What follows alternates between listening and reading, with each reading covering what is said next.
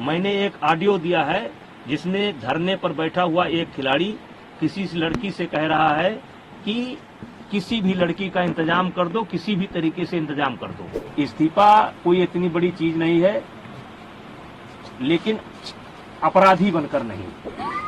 मतलब ये 4-4 महीना मेरे खिलाफ लोगों को उकसाएंगे, भड़काएंगे, सबूत इकट्ठा करेंगे और फिर 3 महीने बाद एक ले जाकर के फिर किसी न किसी को पेश कर देंगे। चलिए, मुझे उस पर भी कोई आपत्ति नहीं है, ये काम जांच एजेंसी का है, वो जांच एजेंसी अब काम करेगी। लेकिन हमने तो लगातार सरकार के फैसले का सम्मान किया और ये लगातार इसका उल्लंघन कर रहे हैं। रोज रोज ये नई डिमांड लेकर के आ जा रहे हैं। अब जांच एजेंसी की रिपोर्ट सार्वजनिक होने का इनको इंतजार करना चाहिए। फिर ये धरने पर बैठ गए। अब धरने पर बैठ गए, पहले इनकी मांग थी एफआईआर की जाए। चलिए भाई, इनकी मांग स्वीकार हो गई, अब एफआईआर हो गई। अब इनको चाहिए, अब कहते हैं कि जेल के अंदर होना चाहिए, सारे पदों से इस्तीफा देना चाहिए। तो ये जो मेरे पास, मैं लोकसभा का सदस्य हूँ, ये पद मुझे दिनेश फोगाट की कृपा से नहीं मिला है, हमारे क्षेत्र की जनता ने मुझे दे रखा है।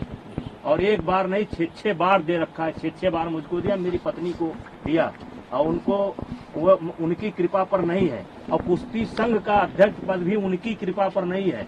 मैं चुनाव लड़कर के जीता हूँ। और आपके माध्यम से आप सवाल पूछेंगे तो मैं कहना चाहता हूँ, एक ही परिवार और एक ही अखाड़ा क्यों? हरियाणा के अन्य खिलाड़ी क्यों नहीं?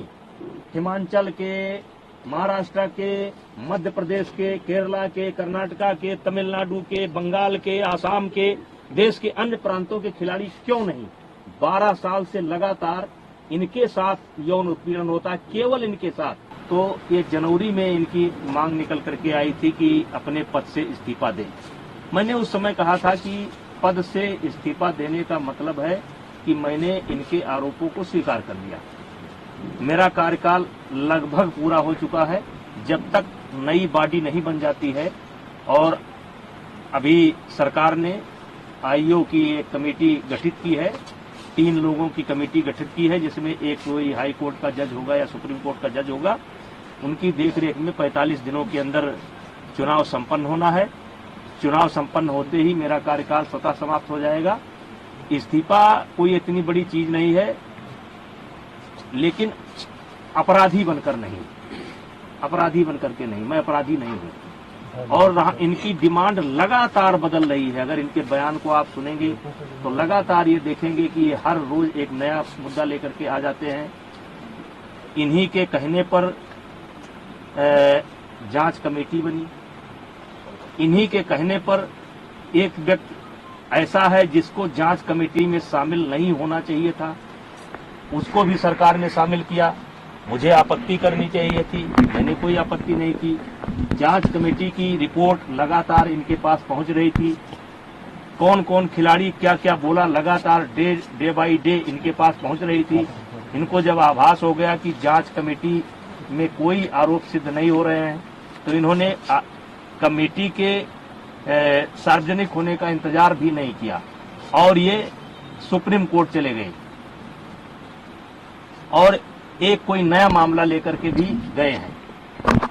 और सुप्रीम कोर्ट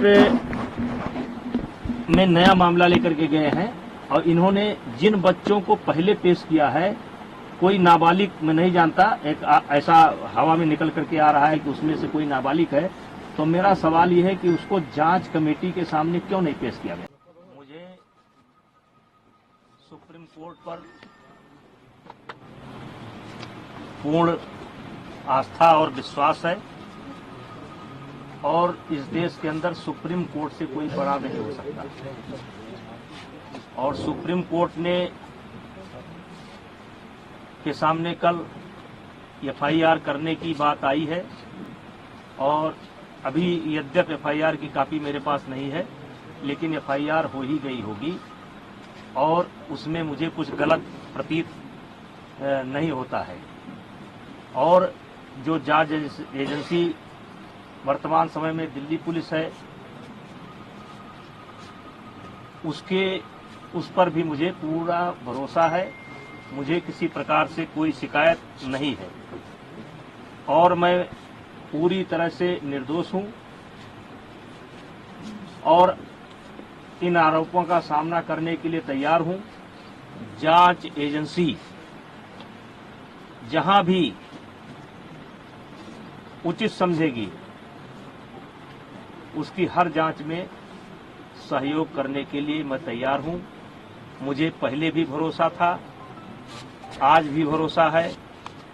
सुप्रीम कोर्ट से ऊपर इस देश के अंदर कोई नहीं हो सकता है और सुप्रीम कोर्ट का आदेश सर्वमान्य है और मुझे या मेरे समर्थकों को